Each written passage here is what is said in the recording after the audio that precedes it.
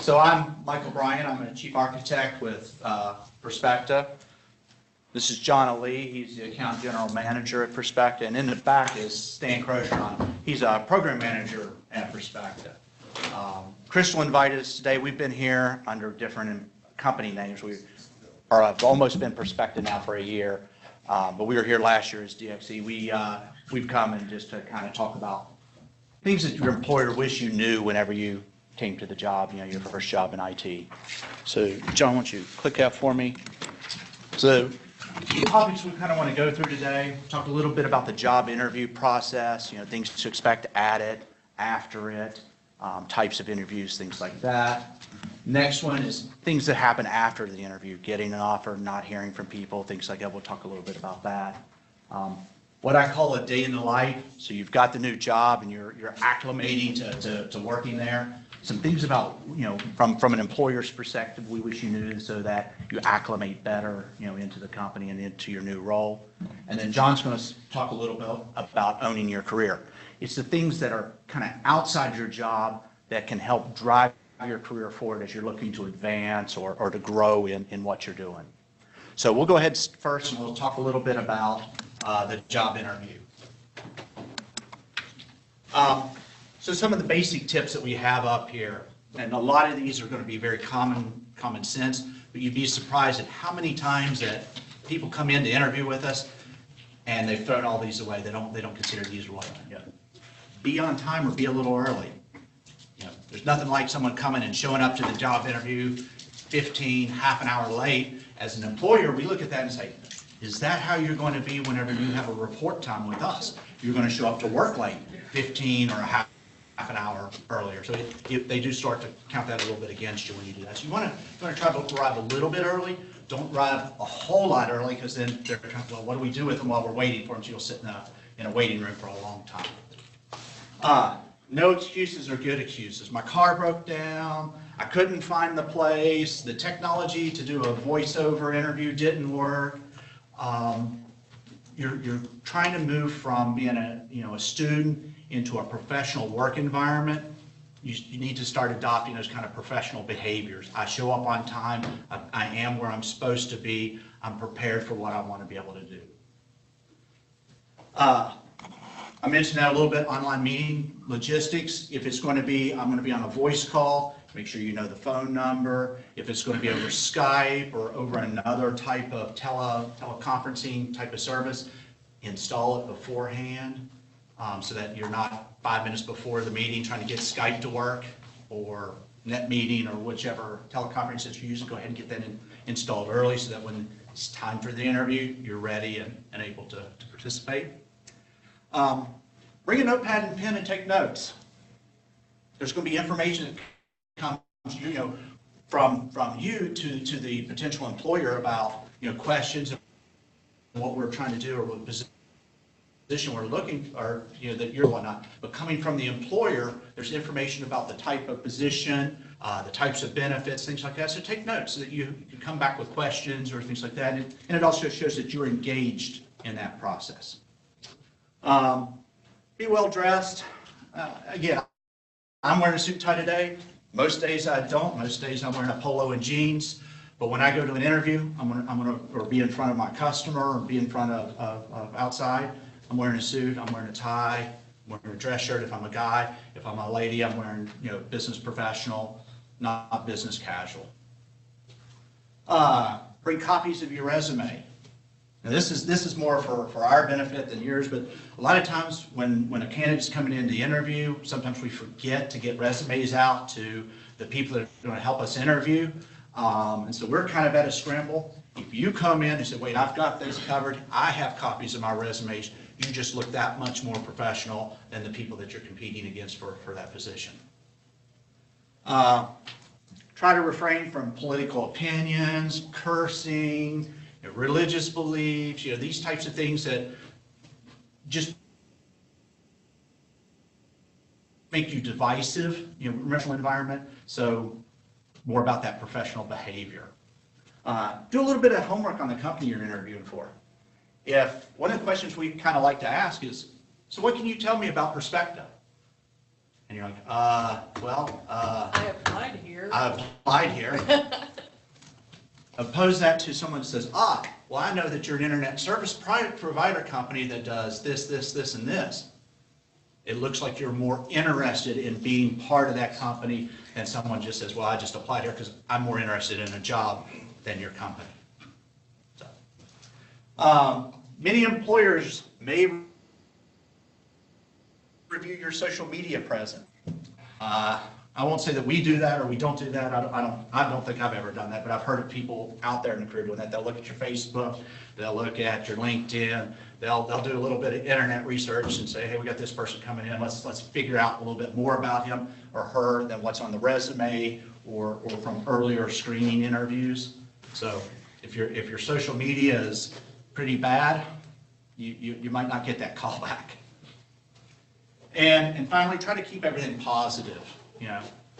Try not to be so negative in responses and things like that. Try to be upbeat or positive about it.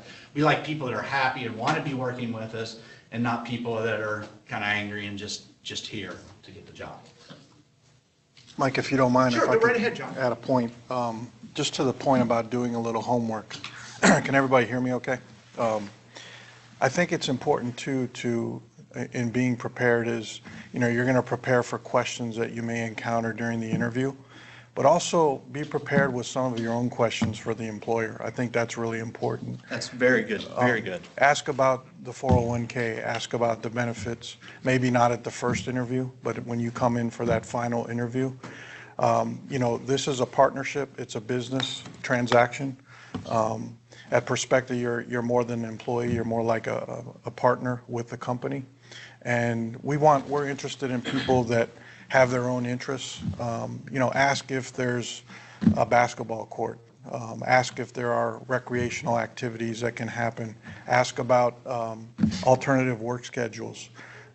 People have families and other interests in their life, and a lot of employers offer certain services to their employees, like Perspecta. So just make sure you come prepared with questions of your own as well. Sorry, Mike. No, that's perfect. And a couple of other ones to add to that. The last presenter was talking about follow-on education.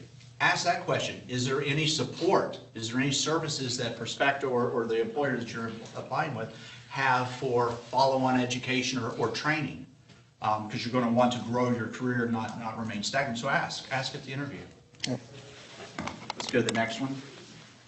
Some of the methods, and we use a mixture of all of these, so I just wanted to bring them up that some companies may use more or less of these, but we'll do phone screenings at first, and we'll get a whole slew of resumes, and we'll pick out about 10 or 20 of them. We'll say, okay, let's screen through those, let's talk to those individuals, and then from them we want to pick out which individuals we want to bring in for a face-to-face interview.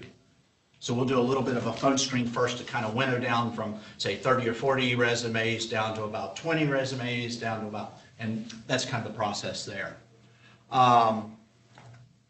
So when you do come in for a face-to-face, sometimes it's a panel interview, and I've sat through these where I think there was a hospital in Kentucky I sat down at one time, and it was everybody in the IT department around the conference table and me.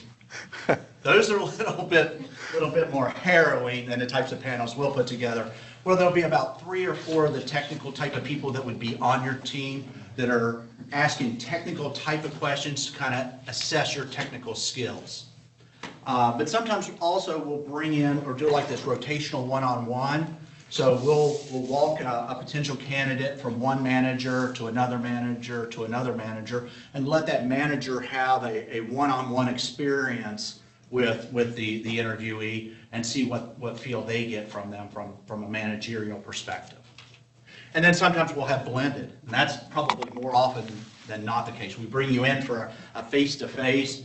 We'll do first the panel and let some of the tech guys ask questions and you ask questions and all that. And then we'll walk you around the facility, but lead it into a rotational one-on-one where you get to meet each of the interviewers. So as you prepare, mentally get ready for the interview, remember you're probably going to have a couple of different types of scenarios that you'll be in, especially with the larger companies. The types of interviews, technical interview, being in an IT field, you're going to be guaranteed to have a technical interview. There will be people that are going to ask you technical questions about the particular field that you're going into. So if it's cybersecurity, they're going to ask you questions about cybersecurity, firewalls, proxies, intrusion prevention, that type of stuff. You're getting into system administration, they're going to ask you questions about Linux administration or Windows administration and things like that. So you're going to get asked technical questions for in the field just to kind of assess where you are at that technology level. Behavioral interviews, these come more from the managerial, from that rotational, where they're talking to you and they're kind of trying to assess, if we did hire you, are there any red flags that we're seeing? Are you somebody that's going to be dishonest? Are you somebody that might have, a difficulty communicating with the customer, and so we're going to have to worry about that. So they're looking at things like that they're not bringing a risk into the facility or to the team. And then I know that our data center manager, he doesn't ask questions. I've sat through a lot of Dave. Dave never asks questions. Dave tells you stories, and Dave will tell you all about the types of behavioral issues that he's had to deal with. And he does ask one question. He'll say, so ask yourself, if you have these types of things, that maybe this is probably not where you want to be, because we need the employees that don't have those types of things. But that's one way that they try to interview is on the behavioral side. And finally, there's some informal ones. They'll be walking around showing you different areas where the teams are, and it's, oh, hey, here's so-and-so who'll be on your team, and a little bit of talking will go forth there. I guarantee you that after you walk out of the building, the person that was actually conducting and touring you around will go back up to Joe and say, how did you think talking with him? So there's a little bit of the informal in there as well. Let's go to the next slide. So things we like to hear in the interview. We want to hear about times where you've self-trained, you've done outside learning, you've gone and sought a certification that wasn't part of your undergraduate or your graduate career, the things that you've done to kind of grow your stuff.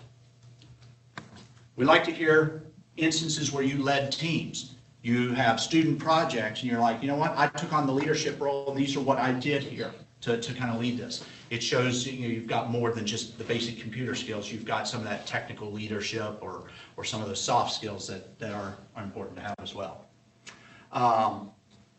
Definitely want to hear when you've worked with a team and how you've been collaborative. All of our work is organized in teams. We have a Linux team, we have a Windows team, we have a cloud team, we have a storage team, a network team, a security team, project managers team, a tools team, a monitoring team. We have teams. So if you can't work in a team environment, you're not going to work out very well in that type of environment. And a lot of IT firms are like that. They're going to organize work in teams. It'll be DevOps teams if you're in software development. So it'll be this DevOps team does this application, this DevOps team does that application. It's all team-based. So be prepared to talk about your experiences in working in a team and being collaborative in a team. That's what those group projects are for that you love Exactly. so much. No, I will say, so the one little funny joke is, I guess the old joke is the guy who does everything for the group, and they have one guy who never does anything. So the group says, hey, when you do pass away, can I be your pallbearer so I can carry you one more time? Oh. Okay. I thought we were politically correct. Formal technical skills. You might think it's small, that, hey, I fool around with an Arduino or a Raspberry Pi, or I've done a little bit of work on some obscure language like maybe Red or something like that. Those may indicate to us, though, that you have that lifetime learning skill, or it may tie into bigger skills that we're looking for. So if you have those technical skills or whatnot, bring them out, talk about them. Those are the kinds of things that we'd like to hear. Be honest in your answers and your responses. I sat in an interview and I'm looking down through the resume of the gentleman that we were interviewing, and all this IaaS, PaaS, and SaaS, those are acronyms for cloud subscription models, infrastructure as a service, platform as a service, software as a service, cloud delivery models. So I asked him, I was like, can you talk to me about your experience on IaaS? I don't know what you're talking about. How about PAS? How about SAS? And I'm thinking, it's littered throughout his resume that he has all this, and now he can't talk to me about this? So is he nervous, or is he fibbing on his resume? So be honest in your responses, be honest on your resume, because we're pretty smart in the field too. Confidence in self. Present yourself, be confident, speak positively about your skills, but don't get to the point where it's like, I'm the best in everything. I'm exactly everything that you need, you can fire everybody else, I'm it. So be confident, but not slip into arrogance. And finally, if you don't know something, just say so. So I might throw out a gotcha question like, what's Microsoft, the Microsoft Azure service for doing data analytics? And you say, I just don't know. Don't try to make up something or try to hem-haul around it. Just be honest. I haven't worked with that yet. But I'd love the opportunity to learn, and I'm confident that I could learn that. So if you don't know it, say so, but then kind of spin it that you have that opportunity, you would take it to learn. Let's go to the next one. Here we go. Things we don't like to hear. How much smarter you were than everyone in your class. We've had those that was like, I was the only student that knew anything in the computer program or this program or whatnot. That goes to kind of how we interpret maybe how you would present yourself to our customer and that type of arrogance and things like that. And it doesn't resonate well with our customers and things like that. So we don't look for people that do that. Responses that don't directly ask the question or make obvious attempts at skirting. So I say, tell me the Microsoft Azure service that allows you to do data analytics. And you say, well, I do know that Microsoft has a service that does firewalls. Well, that wasn't the question I asked. So just tell me I don't know and I'd like to learn. Don't try to skirt it and avoid the question. Like I said, obvious fibbing or stretching your experience. Those are definite red flags. Cases of conduct, behavior that show bad judgment and things like that. We'll ask questions of like, what's one time that you made a mistake and you wish you would have done better, or something like that. And if you go into, I embezzled $5,000 or something like that.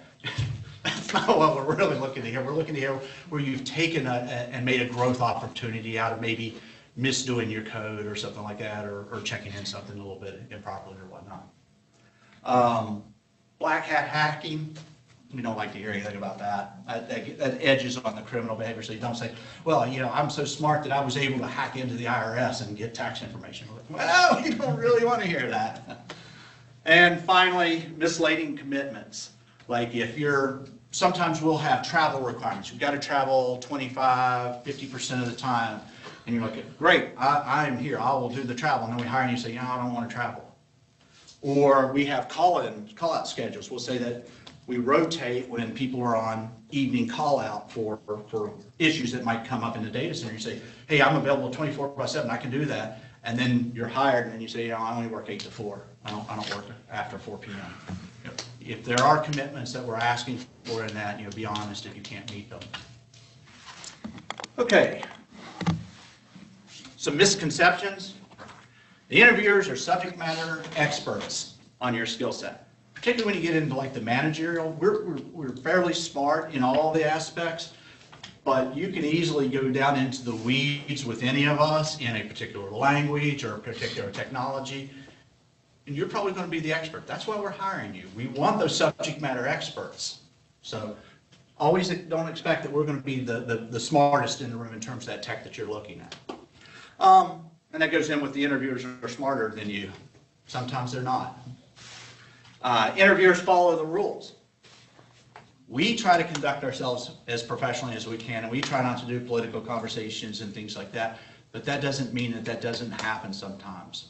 So don't fall into the trap of getting down in the dirt with them and talking political or cursing and all that. If they do, just kind of get around that issue and then back into the position and things like that at hand. Pivot that conversation out of that and back to the job. Hiring decisions are not always fair. They're not always logical. They're not, people just get hired, and sometimes you think you were the best candidate for that, and they went some other direction.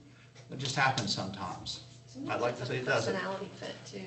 Yeah, it's, Like how you'll fit with the team. yeah, exactly. Personality is a massive It's a thing. huge part of it. If I have somebody come in and they are the wrong attitude for my team, it's horrible. That is, almost as much as the technical skill, the behavioral or the soft skills are at least that much important or even more important in the interview. Sometimes they're more of an interrogation versus a conversation. A lot of times we try not to be interrogative. We don't want to just, what's 4 plus 4? What's 5 plus 5? What's 6 plus 6? And just battery of question that we're getting answers back. Most of the time it's going to be more conversational. We're going to talk a little bit. We want to hear your thoughts and elaborate and talk a little bit. So it's going to be more conversational. And the last one, workout.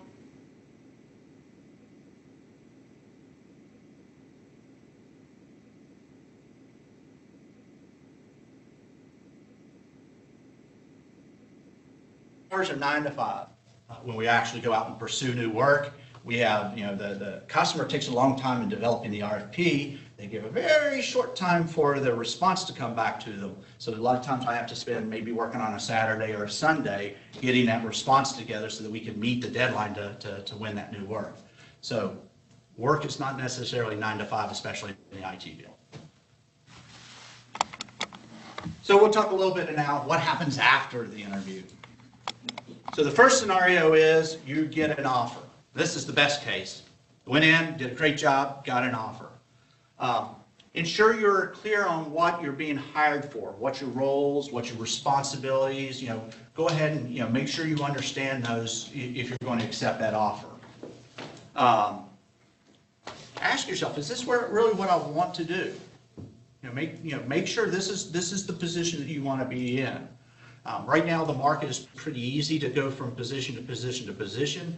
But if we start looking at your work experience and we see you jump ship every 3 months, do we really want to invest all the time it takes to get you cleared to work for us, to get you integrated into the team, which could take up to about 6 weeks to maybe 6 months? Do we want to invest that in you if you're only going to be around for 3 months? So make sure that's the role you're really looking for. Make sure that the availability requirements that the position has, you can meet.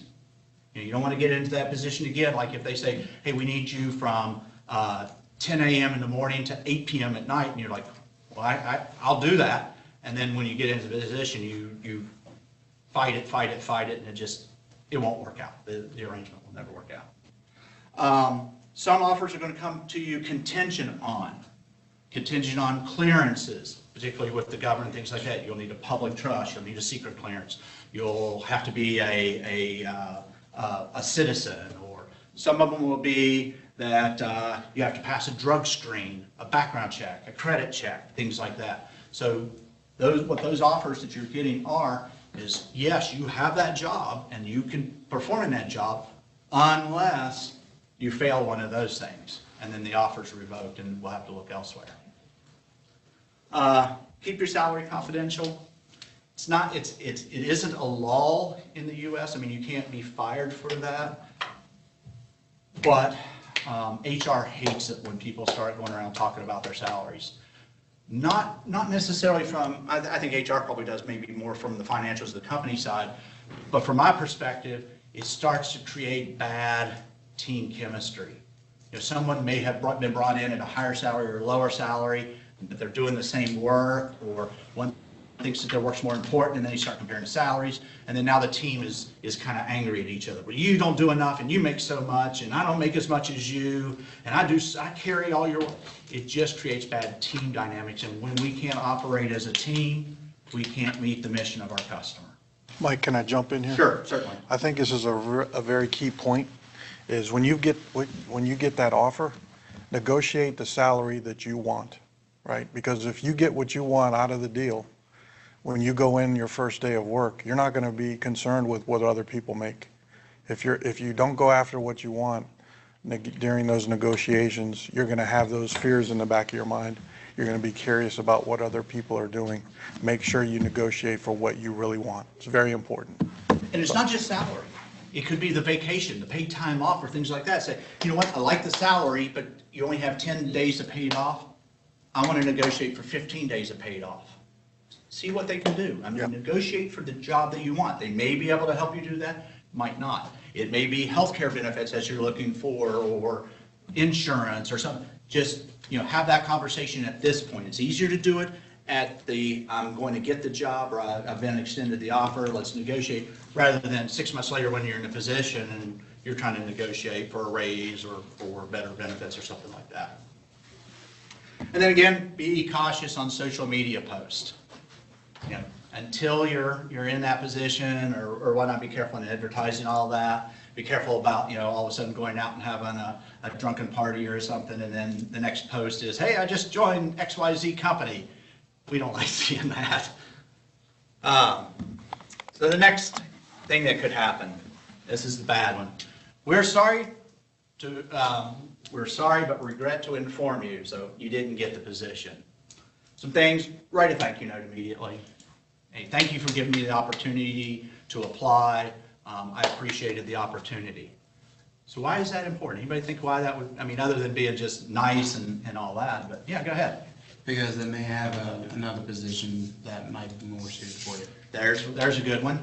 Another one is, what if during the negotiation phase of the person that we really selected, negotiations just falls apart? They said, hey, we like your offer, but I wanted $100,000 more. We can't, and he's like, hey, that's a deal breaker. You can't give me $100,000 more. I'm out of here. So we have to go to someone else afterwards. You may have So, been number 2.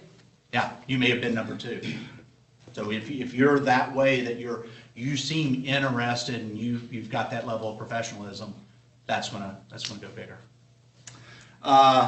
Don't agonize and beat yourself up. It's easy to do. I've applied. I've had too many jobs. There have been times I've applied and I just didn't get it. There have been times that I've applied and I've gotten a position. Sometimes you're just not the best fit there. And it may not be that it was your technical skills, it may not have been your soft skills, it just may have been your skills were a little different than what was needed for that position. So don't beat yourself up if you just didn't go out and get that one. Keep your chin up, keep applying, and you'll find that position. Right now, like I said, for IT people, the market is wide open, so there will be other opportunities. Do a self-assess. Think about that interview. Think about what your resume said. If that was that great job, that dream job for you, think about maybe what could I have done better? Maybe what should I focus more on the resume? And it's not too bad to say in that thank you note to whoever, hey, I thank you for interviewing me, and I'm sorry I didn't meet what you were looking for, but can you give me some feedback? What did you like and what didn't you like? What could I have done better? And use that to kind of better your experience for the next interview that you go for. Should they ask you what they did wrong? They can. We'll probably give a very blasé or vanilla, and it's better if you ask me, hey, what did you like? And we'll focus on that. And if you didn't hear, hey, I was really talking about this one skill and I never mentioned that might give you some indications. But I see where I'm a little iffy when I get that question. And I do get, we've gotten it before, so yeah. But I do try to be honest with someone about it. If it was, really, yeah, this technical skill, but the job was really more over here. You really focused on Linux administration, but we really needed cloud. So it just wasn't a quite technical fit. And I've actually asked that question. There was a senior software engineer position about 15 years ago that I had gotten into, and I didn't get it. And I talked to the guy afterwards. He goes, you had a lot of great experience and you had a lot of leadership, but this was more of a junior position, and we just thought that you'd be out looking for something else. So it could be that overqualified type of thing as well. Again, use social media cautiously. Next one. And unfortunately, this one happens quite a bit. Radio silence. You applied, you interviewed, you're waiting to hear back from the company, and still haven't heard anything. Still haven't heard anything. It's been a week. I still haven't heard anything. Apply, Marshall, it could be 2 months before you hear anything. Yeah, my wife, hers was Same like with the that. state. Yeah. Yeah, It's a slow federal process. government is going to be like that, but even big companies, it'll be like this as well. There's other priorities that could happen. we might be looking for somebody, but then all of a sudden our customer's hollering for about 15,000 projects and we got to get those done. Well, we'll come back and look at that, hiring somebody when we get the chance, but we've got to put out the fires that we've got in front of us. After it's been a while, it's okay to follow up with a phone call or an email. Hey, just checking in. I know Ruth's a recruiter for Tech Systems. I'm sure she probably gets that conversation. Hey, have you heard anything? Ask her how often is too often, how soon is too soon. But I can guarantee you she wants to hear from you so you're still interested in the position. Because she knows it's going to take a while to get that position filled, and she knows that you're going to be out looking for other things. So if she's hearing from you, she knows you're still interested in the position that she had. So it's good to, especially if you're working with the recruiter, to kind of reach out and keep pace with that recruiter as you're going through that process. And then some companies are just mismanaged or really large, and it takes a long time for them before you do hear back. And that's going to be your universities, your hospitals, state governments, local governments, federal governments. These things like this, they're big, and there's a lot of steps in the process before they can make the offer.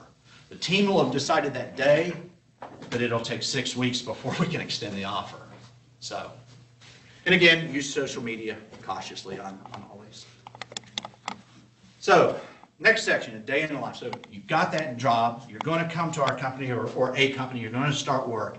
We'll talk a little bit about some things to think on here. So John, go ahead. So every company has its own organizational culture. What's an organizational culture? Anybody got a guess on organizational culture? Okay, so one of the companies I work for, Strictly Business, they're a local software development company. And if they have positions, do check them out. Their organizational culture was jeans and a t-shirt. It was laid back. They had non-traditional work hours. As long as you got your 40 hours in, they didn't care if it was 8 to 4, 9 to 5, 10 to 6. Just get your 40 hours in. Foosball tables. They had dartboards. They had ice cream Thursday.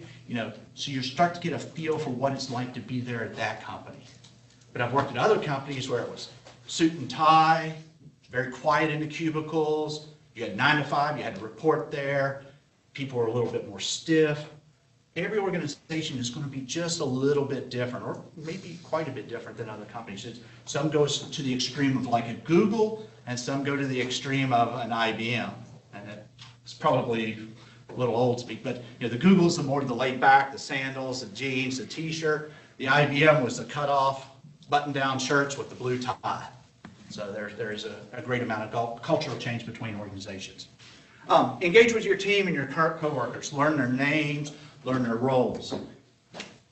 We're in IT. We tend to be a little bit introverted. Get out there and learn your team. They're introverted too, so get over that. The better we collaborate, the better we deliver. So don't be afraid to share your name or learn the names of your team. Learn what they do and things like that. That's just going to help you acclimate better into that team. Respect. Respect your customers, your co-workers, your vendors and suppliers. Just respect everyone. You don't yell at them or holler at them on the phone. You don't curse at them. You don't downtrot them or anything like that, especially your customers and your vendors and suppliers. But again, respect everyone. Don't be afraid to ask questions or admit you don't know the answer. You're new to the company. There's going to be things that you don't know. You're going to grow with that company over time. So if there's things you don't know, don't just sit at your desk and say, maybe I'll figure it out, maybe I'll figure it out, or I'll Google search. Go ahead and ask the question. We'd rather hear that, and we'll help you, and your team will help you, and it just builds that team dynamic. So ask questions when you don't know. Take a meeting, or take a notepad to meetings. If it's scheduled, if it's impromptu or whatnot, and then use that. Write down stuff. I was a project manager before I became an architect and whatnot, where I am. And one of the things I knew in running the meetings that we would have at the company, my tech people rarely ever brought paper to a meeting. And so one of the outputs of a status meeting are action items. We've got a problem that's going on, and we need this done, this done, this done, and this done before we can move the status of the project further. So you get action item A, you get action item B, you get C, and you get D. They never write them down. So we come back to the next meeting, I say, okay, how do we do with A? How do we do with B? Oh, I forgot. Now my project's stalled.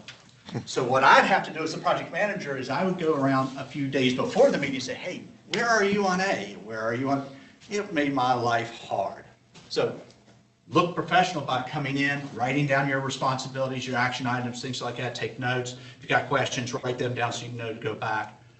You will fit into the team better. You will progress further. Can they use tech to Yeah. take those notes? Because Sure. I know sometimes, like if I'm using my phone in a meeting to take notes, people often think I'm texting.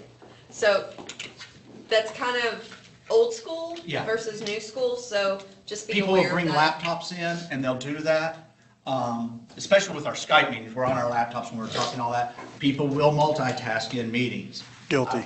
Yep, John's multitasking right now. John doesn't have an off hour. John works too hard. John has to multitask a lot. You look at his calendar, there will be 4 appointments for him in the same hour block. He can't be 4 places at once, but he can respond to questions coming in, so he'll multitask to that meeting. But if I needed his attention, I say, hey, John, this. So, try to keep the multitasking down, but bring your tech if you need to use tech to take your notes and things like that. But, make sure you're keeping track of what's being asked of you from that meeting. Be punctual and presentable.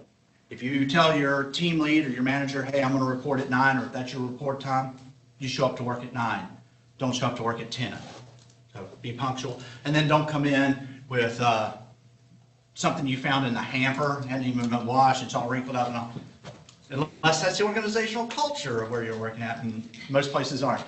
Be presentable. You never know when the customer or somebody important is going to come through the door, especially in these larger teams. You don't know when another team is bringing the customer in. So you don't want to be the one that they have to hide in a cube and keep from the customer seeing because you don't look presentable.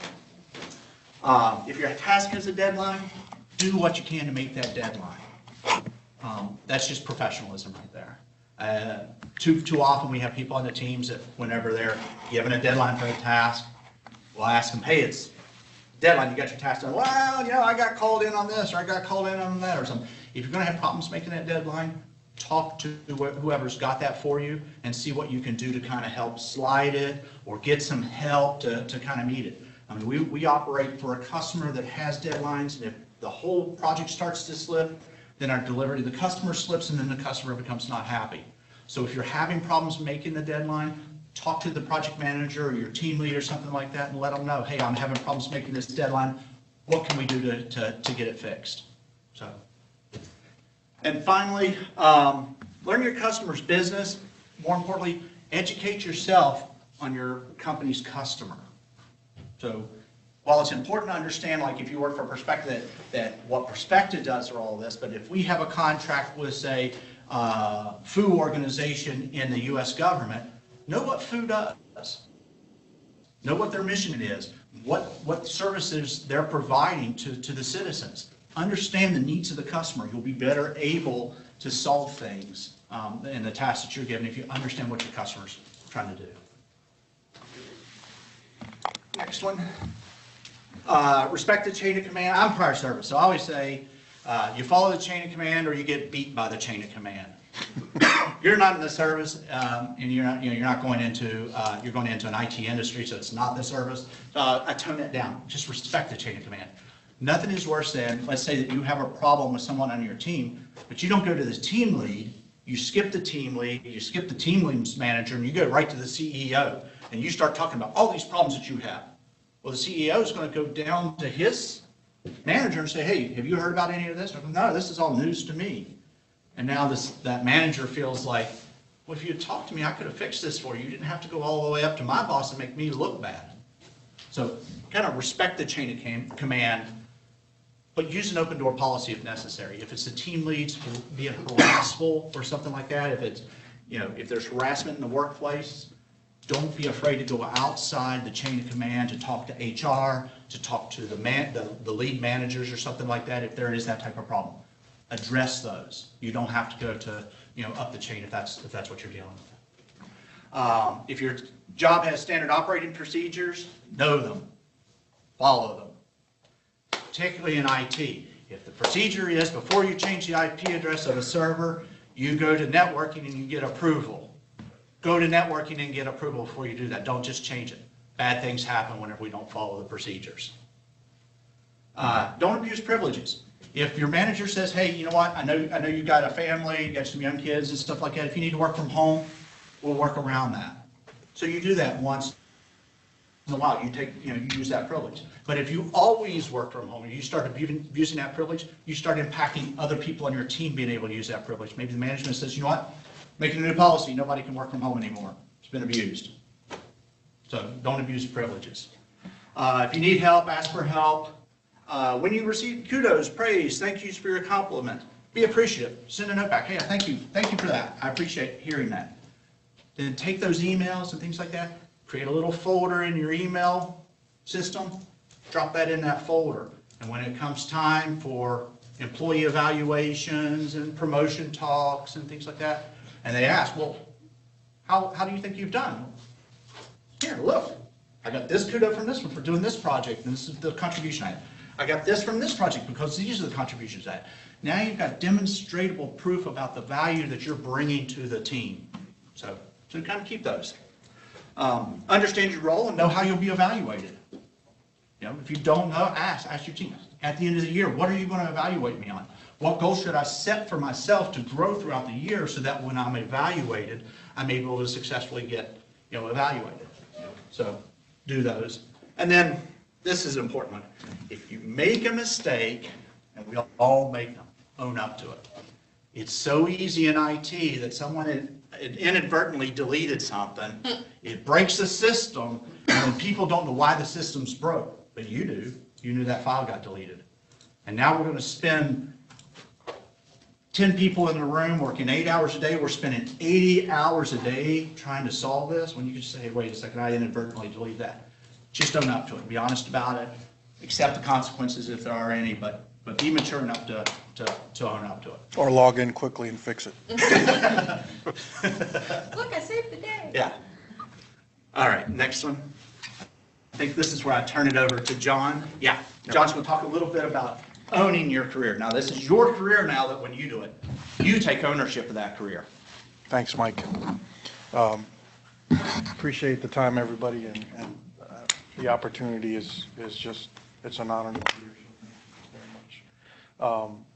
My goal here today is to kind of talk to you about what the industry in IT today, particularly from Perspective's point of view, is looking for in skills and overall capabilities today to kind of better prepare you for marketing yourselves once you're ready to go out and look for a job and a career. So I won't talk a lot. I really want to open it up for questions quickly. Some of the things, just a question. Anybody know what the unemployment rate in the U.S. is right now?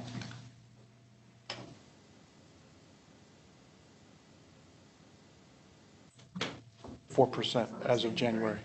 In the IT industry nationally, it's somewhere between 2 and 3%. So there are a lot of IT jobs available out there, as some of you already know. So you are in a great place right now. So know that just to begin with. You've got great opportunity ahead of you. So be happy about that. So let me dig into this. I was taking notes with my phone. So some of the things we're looking for is fundamental programming logic capability.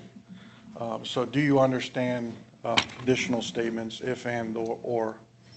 Do you understand what a loop statement is, what the constructs are, do, while? Those are very important just fundamentally in understanding logic as you go into the workplace. And you would be surprised, there are people with years of experience and they don't understand what a loop statement is or a loop construct is. So having those fundamental skills from a programming perspective and an engineering perspective are extremely valuable. Anybody heard of DevOps or DevSecOps? How many people are coders, software developers? You're going to be very familiar when you walk out of Marshall University with the terms DevOps and DevSecOps. Yep. Trust me. Yeah.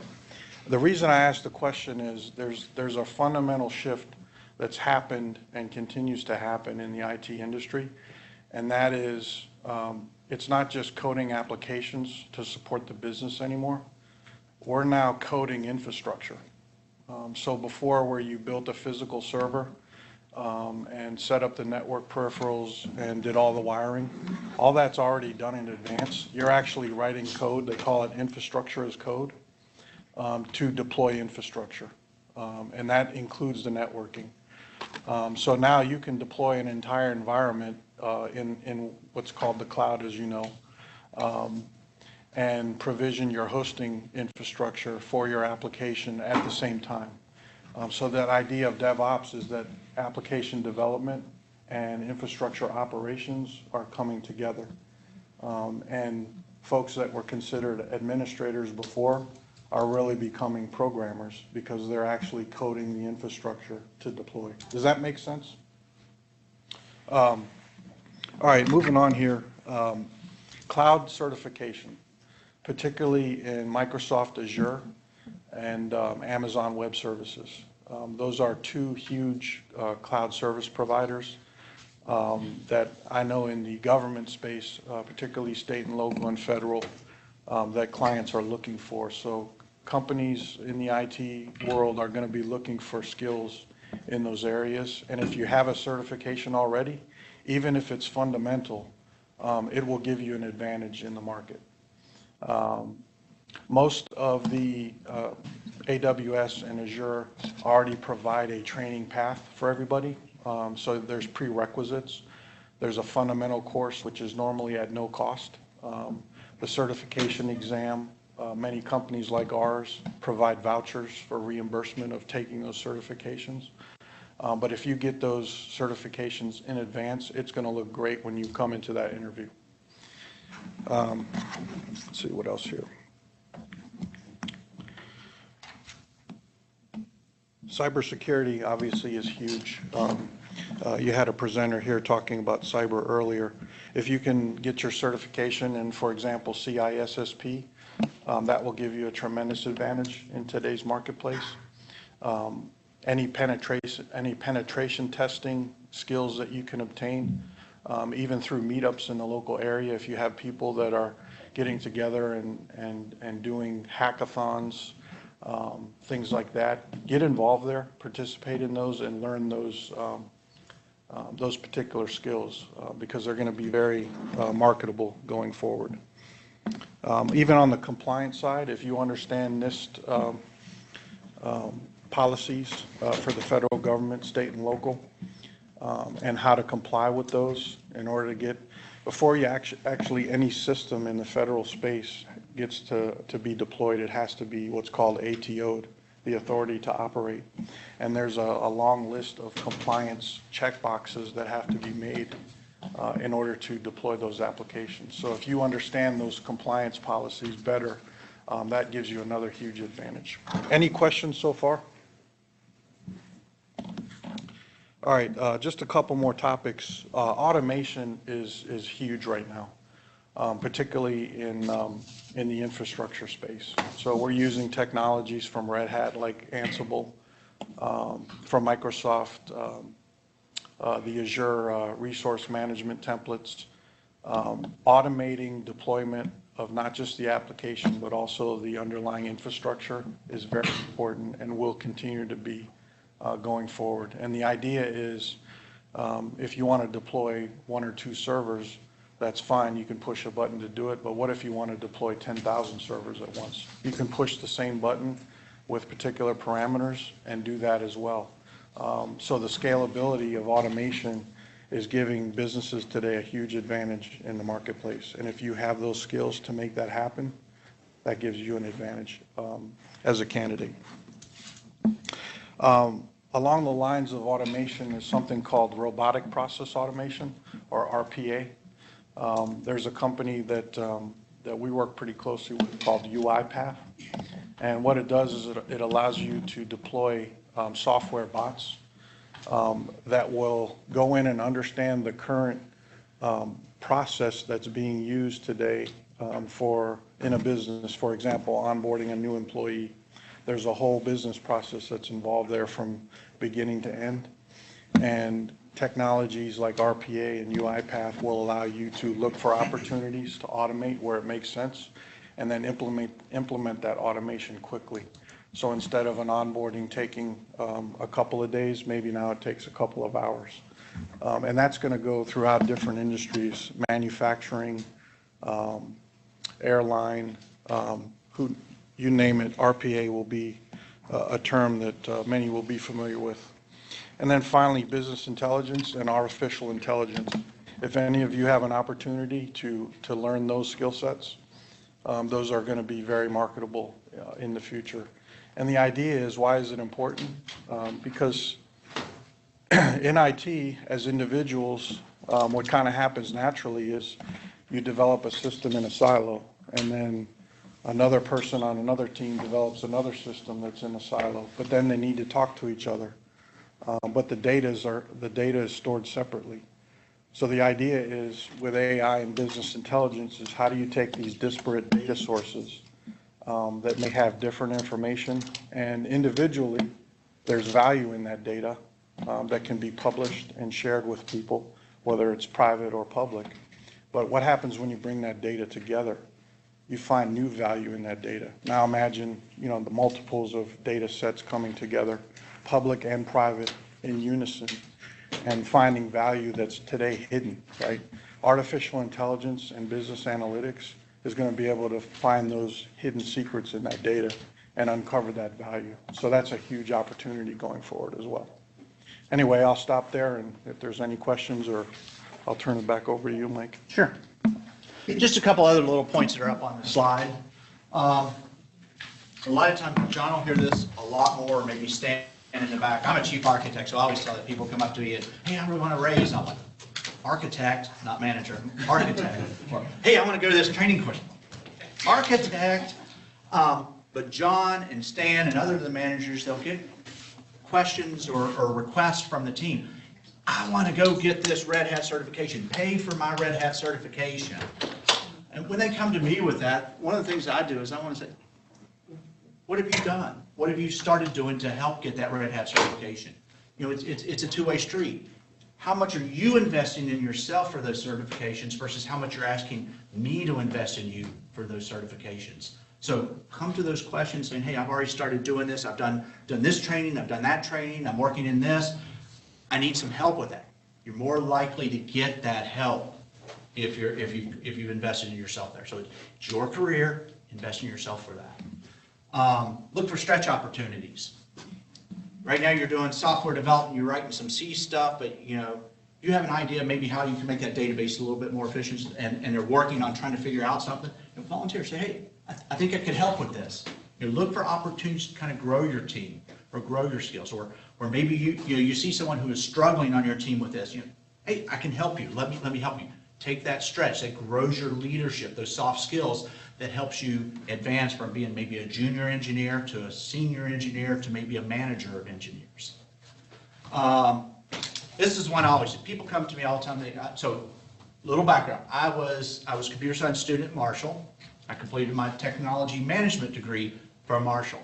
I didn't graduate from Marshall and became a chief architect. I was a junior software. Actually, I was an instructional technologist at Marshall, a junior software engineer, senior software engineer, a project manager, an architect, all the way up the chain. What I suggest whenever I talk to somebody about mentoring is, I'll ask them, I said, what's your job title in 10 years? What's your job title in 20 years? Where do you want your career to go? And then once you understand, once you think, oh, I want to be the CEO 20 years down the road, then I say, well, now go look at CEOs that are out there, positions that are out there, and look at the education that's required, certifications that's required, the experience that's required, the types of work that they've been on in terms of projects. Start doing that now. Don't get to where you're 20 years down the road, you're 40 and you say, okay, I'm ready to be CEO, but you've done nothing on that path to get you there. You'll still have to invest that 20 years to get there. So you'll be 60 before you can do that. Understand the advantages of your benefits package, especially the younger ones when you get out into the college, to understand your health insurances, your 401k plans, your paid time off. Take advantage of them. If you're not donating money to your 401k plan, you've made a mistake. First job, if they have a company offered 401k, get in your 401k, especially if there's a company match. Because if you don't, you're leaving money on the table. So company match is, they'll say, okay, if you donate 5% to your 401k, we'll match that with 2.5%. You don't donate that 5%, they don't put that 2.5% in your account for you, so you're losing 2.5% of your salary every year. You're leaving that on the table if you don't take advantage of those benefits. And that's better than a 10-year treasury. Yeah. And then finally, look at your soft skills and then make it a goal to kind of improve them. Look at what your leadership skills are, your teamwork, your communications, your problem-solving skills, all those soft skills. Constantly work on trying to improve those skills. Now, history on me, when I started Marshall, I took 099 English. I couldn't, I didn't have a score high enough to take just regular English 101. My communication writing skills were bad. Now, you can ask John and Stan that a lot of the material that come out of our account that goes to the customer or to other areas, who gets stuck writing all that? That was a weakness for me, that soft skill, that writing, that communication. Do even presenting, weak skill. I've had to take years to keep on continually improving that skill, so now that I can do that, in these types of settings or for materials that are going to our customers. That's how I've improved or how I've gained levels of experience or promotions or whatnot. So those soft skills, they are very important to your career path. It's your career, own your career. And then finally, some training things, look for self-paced training. There's a lot of free stuff out there. There's sites that give real-world problems. In class, you're dealing with data sets that might be 10 or 100 records. You can get into some of these real-world problems where it's not 10 or 100 data sets, it's 100,000, it's 1,000,000, it's 1,000,000,000 data sets. Economy of scale, that's the type of problems that we deal with every day, so look at those. And then find the people that you can kind of start building your network with. There's clubs on campus. I know that the CIO, Ed, he does those CIO days. Get involved with that. Again, it's your career. Own your career. If I can add on one quick thing. Yes, ma'am. So we have an internship program within IT. It's part of our tier lab. We'll be doing tours of the tier lab and the Big Green Data Center later if you guys are interested. And if you're interested in our internship, it is not a paid internship, but we do focus not only on developing technical skills, but also developing those soft skills as well. So we know how hard it is sometimes for technical students to kind of come out of their shell, and we try to work with you on those things as well. So that's kind of my forte. If we were able to do the internship, is it during 8 to 5? We are pretty flexible, especially depending on your schedule. Most students, we try to work around any other work schedules, school schedules. A lot of times we don't even have set hours unless you're doing some job shadowing with one of our teams. We usually do about 6 hours a week, and you get full access to the tier lab. We work on outside projects, not just with our team. So currently, our tier lab interns worked on a project. I call it the Alexa. What's it really called? It's just an Echo Dot. So they used an Echo Dot to help Housing and Residence Life put together a project so students that are coming in for Green and White Day or orientation can ask Alexa questions about first-year residence halls. So we work on other projects as well, and just to build some of those technical skills as well. That's cool. Yeah. Other questions? This is a great opportunity now because we can answer anything about what it's like to get into IT. So go Well, I ahead. was studying up on DXC, and you told me, I did not know until today that you are Perspecta as well.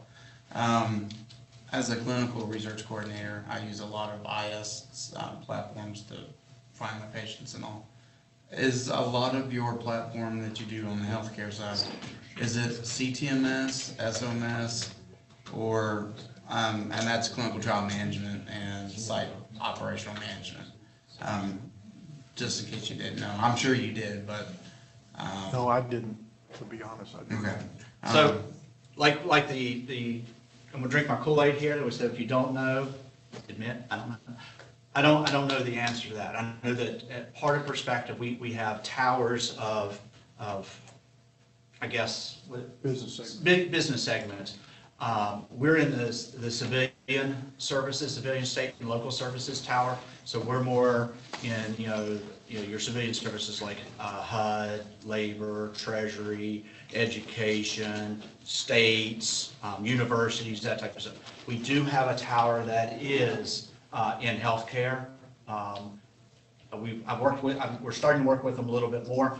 The push there, at least that we're seeing from those healthcare industries, is more into getting into the cloud. But this is everywhere. This is in the civilian services, this is in the military services, the intelligence services, all the agencies. There's a huge push is, one, we want to get out of what we call the CapEx model, where I spend money and get server, to the OpEx money, where I pay for a server as a service. And then if I don't need that service tomorrow, I don't pay for it and I don't have it. It's like the Netflix.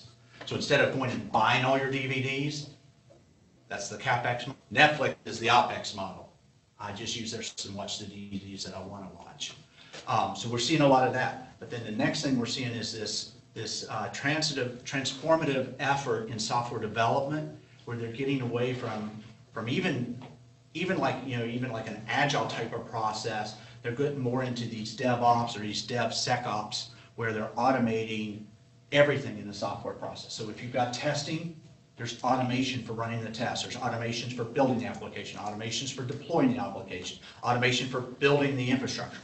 Healthcare is doing that as well. They're getting to that DevSecOps. DevSecOps is basically development, security, and operations smushed together, that all those people are involved in getting an application from it's in my head inception to it's in steady state operation. What I will offer is, if you're open to sharing your information, I can go back to our healthcare segment and get the answers for you. Because the next question was, I was looking at the internship, and I noticed it was mostly BI models and analysts that you guys were speaking on. But I'm looking more to go into the clinical application specialist position, or some type of internship in that aspect, and so therefore I was wanting to get a better understanding of what I was going to be applying for. Yeah, if you're open to it, let's Sure. establish a contact and go from there. Okay. And now you had a question. Yeah, I was just curious. Sure. It's a little bit less serious one. Okay. If there's any lessons you had to learn the hard way when first starting out. Oh, yeah. I'd say the biggest lessons, the job you're at is probably not the job you're going to be at or the company. I think right now it's about 4 to 5 years. So find your dream job, but Right. realize you might be changing companies a little bit. And the other one, again, follow the procedures. I mean, there are times that I've been, especially in software development, I check in code and it didn't get reviewed before it got checked in, and now I introduced a bug into the system. If I followed the procedure and had the code reviews and stuff, maybe that bug wouldn't have got out there. So those are probably the two big ones I can think of. John, you have any of those? I think my biggest lesson and a hard lesson is, when you think of entering the workforce as an employee, you have this expectation, right, that the big company is going to take care of you. And to a certain extent, that's true. But you really got to take ownership of what you want to do in your life. And, there's different approaches. I took more of an experimental approach, where I wanted to try different things when I was younger to see if, something stuck out, and then I would go for it. And then you kind of dig your roots there and you focus on that. But I think, don't expect the company that you're joining to do everything at you as an individual entrepreneur that is going to carry themselves forward and grow themselves within that company. Because the natural symbiotic relationship there is, as you grow, the company grows with you. I don't know if that makes sense. Yeah. So it's like taking initiative. Really? Yeah, and that goes back to own your career. If you walk out of here with nothing else, own your career. It's your career. Yeah, lean in. I mean, if you're, I was very shy when I was young. I'm still shy, but don't be afraid. Like she said, take initiative. If you see an issue and you believe strongly that you can resolve it, go to your manager and assert yourself. It's very important. That'll move you up really quick. I mean, I work in a IT division and I see people come in every day. They come in, they do their job, they get up at 4:30 and they leave. And they never look for solutions to problems. They never take an initiative unless they are asked to do something. And if it's not in their job purview, they'll pretty much let you know. It's not my job. And those are the ones that, when you look at them 20 or 30 years later, they're still in that position. That's Yeah. where they're going to remain. Stan? I was going to just kind of add to what John was saying, and it's not so much IT per se, but you certainly want to be aware from a capital market perspective to really understand the health of the company that you're interviewing with. And there's cases where people have interviewed and have successfully joined the company only to find out that that company is going through a major merger or acquisition. And as a result, you may be on the job for 30 days and next thing you know, you're no longer employed. So pay attention to some of the softer, I guess, investigative type items as it relates to the health of the company. Just take a browse at, the amount of revenue and profit and the overall health of the company, because that's important in today's society. So just keep that in mind. Yeah, There is a site that you could go out there for a lot of the larger major companies that are out there. It's called Glassdoor. A lot of the companies are on there. It's not that we're putting that information out there, it's the company. Employees or past employees are putting that information in there. So as you're looking at various companies that you want to apply for stuff, that may give you an idea if I'm a better fit there, if I really want to work there, things like that. I'm going to have to actually cut you guys off. No, it's Sorry, our fine. next session starting. They will be here for the professionals panel this afternoon. So if you have more questions, you can bring them to that.